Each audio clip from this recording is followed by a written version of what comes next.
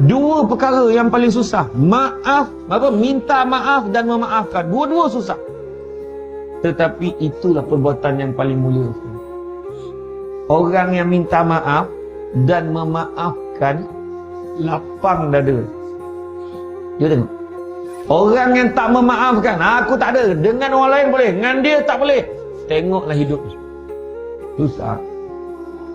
Ada orang tu sebab silaturahim ni. Kenapa silaturahim ni berat? Sebab silaturahim ni Allah letakkan sifat Allah dalam tu, sifat rahim. Silaturahim, sifat Allah ada dalam tu.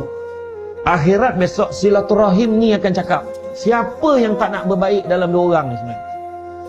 Kadang kita dah minta maaf dah. Aku minta maaf ayolah. Tapi dia dalam hati tak settle. Contoh, kita ni dah ikhlas tadi.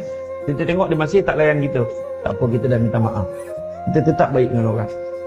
Akhirat sok silaturahim dia cakap, sebenarnya dia ni tak ikhlas memaafkan. Orang tu dah minta maaf dah, ya Allah. Silaturahim dia akan cakap. Kita tak boleh cakap dah. Akhirat sok. Itu sebabnya jangan.